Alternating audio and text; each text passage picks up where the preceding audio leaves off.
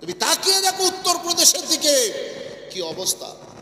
উত্তরপ্রদেশের সরজমিনে সিম্বল, তাই তো নাকি গো, হ্যাঁ, সম্বল নামক জায়গা যেটা আছে, সেই সম্বলে কি ঘটনা ঘটছে দেখেছে। ইতিপূর্বে বাবরিকে কেন্দ্র করে আপনারা দেখেছেন সারা দেশে তোলপাড় শুরু হয়েছিল। আর এই সম্বলের যে মসজিদ, জামা মসজিদ, ওই সম্বলের জামা মসজিদকে কেন্দ্র করে মসজিদের নিচে নাকি মন্দিরের কোনো ধ্বংসাবশেষ আছে, সেইটা সার্ভে করার জন্য এসআইয়ের লোক তারা সেখানে গিয়ে সার্ভে করতে গিয়েছে।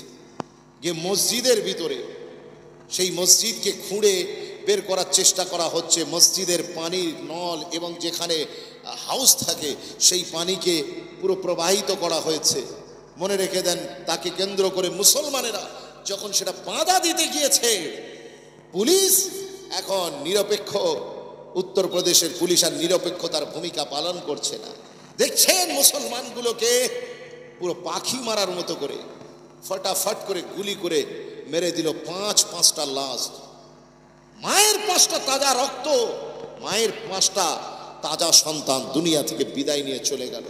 মাত্র 17 বছরের ছেলে, সেই 17 বছরের ছেলে টকবগে যৌবনের কোঠায় পা দিয়ে আমার যুবক ছেলেটা, সেও মায়ের কোল থেকে বিদায় নিয়ে চলে গেল। আল্লাহর ঘর মসজিদ বাঁচানোর জন্য তারা এসেছিল, তাদেরকে পুলিশের গুলিতে দুনিয়া ছেড়ে বিদায় নিতে হলো। তারা শহীদ হয়েছেন, আল্লাহ তাদের জান্নাতে জায়গা করে দিন, বলেন না সুবহানাল্লাহ। মনে রাখবেন মুসলমান, ভারতবর্ষে কি চলছে একটু চোখ কান খোলা রাখো না, দেখো না। ভারতবর্ষে এখনো তোমার সময় হয়নি, তুমি জেগে ঘুমাচ্ছ, কবে আর ঘুম ভাঙবে তোমার? তোমার নারায়ণপুরের মসজিদটা চলে গেলে তবেই তোমার ঘুম ভাঙবে নাকি? তোমার নারায়ণপুরের মাদ্রাসা, ইতিমখানা, খানকা, কবরস্থান এগুলো সব হাতছাড়া হয়ে গেলে তারপরে তোমার ঘুম ভাঙবে। মনে রাখবে, সময়ের কাজ সময়ে যদি না করো তাহলে কিন্তু এর খেসারাত তোমাকে দিতে হবে। সময়ের কাজ সময়ে করতে হবে, ওয়ান টাইম করতে হবে। সম্বলের সরজমিনে আপনারা দেখেছে উত্তরপ্রদেশের হাইকোর্ট রায় দিয়েছে। একজন কে অ্যাপিল করেছে, কোন এক মহারাজ অ্যাপিল করেছেন যে অমুক মসজিদের নিচে, সম্বল জামে মসজিদের নিচে হিন্দু ধর্মের ধ্বংসাবশেষ আছে। বিশ্বাস করুন, সেই ধ্বংসাবশেষ আছে, এইটা কোর্টের কাছে পৌঁছানোর পরে মাত্র 2.5 ঘন্টার মধ্যে কোর্ট মুসলমানের অপরপক্ষের কোনো জাজমেন্ট, কোনো দাবি, কোনো তাকে সুযোগ না দিয়ে সঙ্গে সঙ্গে সার্ভে করার পারমিশন দিয়ে দিয়েছে। আর কি আজীব তামাশা, ভারতবর্ষের কোর্টও আস্তে আস্তে কোন দিকে যাচ্ছে। ইতিপূর্বে সুপ্রিম কোর্ট দেখিয়ে দিয়েছে তার কালার কি, আর আজকে উত্তরপ্রদেশের হাইকোর্ট সেও দেখিয়ে দিয়েছে যে আসলে ভারতবর্ষের সংবিধানের যে সমস্ত ধারাগুলো আছে, 1950-এর যে সংবিধান আমরা ভারতকে দিয়েছি, সেই সংবিধান আসলে আমরা ইউটিলাইজ করছি না। সংবিধান অনুযায়ী দেশ আমরা চালাতে ব্যর্থ হয়েছি। বিশ্বাস করুন, ভারতবর্ষের কোর্টের উপরেই এদেশের সংখ্যালঘু হিন্দু মুসলিম নয়, মুসলমান, শিখ, ইসাই, জৈন, পাদ্রী এদের ভরসা ছিল। সেই একটা জায়গা আজ ভরসায় ঘুম ধরে গিয়েছে। কোর্ট মাত্র 2.5 ঘন্টার ভিতরে কেউ একজন দাবি করলো আর তার দাবির পক্ষে কোর্ট রায় দিয়ে দিল, যাও সার্ভে করো। মসজিদ কমিটি তাকে তো নোটিশ দিতে পারতো, মসজিদ কমিটিকে ডাকতে পারতো, তাদের পক্ষের কথা শুনে তারপরে একটা সিদ্ধান্তে পৌঁছানো যেত। কি আজীব তামাশা।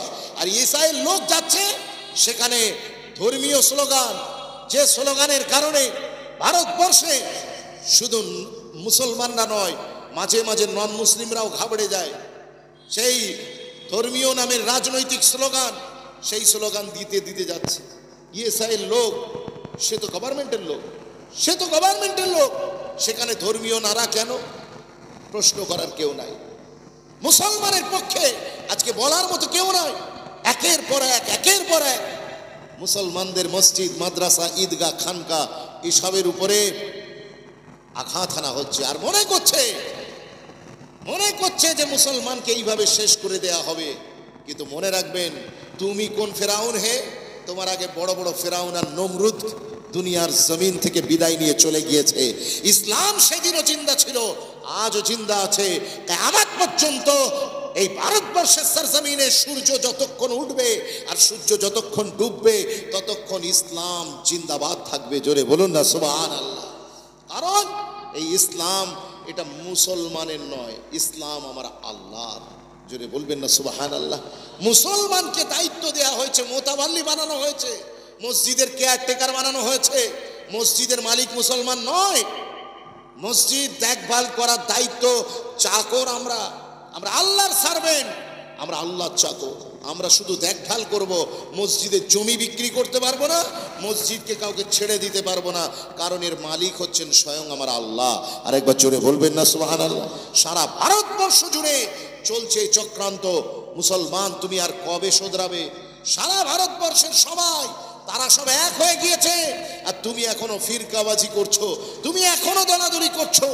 এসো, মুত্তাহিদ হয়ে যাও, ঐক্যবদ্ধ হও, একই প্ল্যাটফর্মে চলে আসো। মনে রাখবে, দুনিয়া তোমাকে ততক্ষণ ভয় দেখাবে যতক্ষণ তুমি ভয় খেতে থাকবে।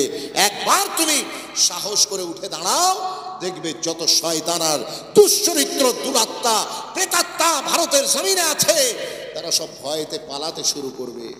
আমি অনুরোধ করব, এই ক্ষেত্রে আমার ইয়ং স্টারদেরকে, আমার যুবকদেরকে বলবো, যুবক তুমি একটু উঠে দাঁড়াও। Don't be hopeless. আশাহত হবার কোনো কারণ নেই। সাহস নিয়ে তুমি হিম্মতের সাথে উঠে দাঁড়াও। মনে রাখবে, অন্যায়ের বিরুদ্ধে প্রতিবাদ করা, অন্যায়ের বিরুদ্ধে দাঁড়িয়ে যাওয়া, এটা তো রাসূলুল্লাহর সাচ্চা গোলামের নিদর্শন। জোরে বলুন না সুবহানাল্লাহ।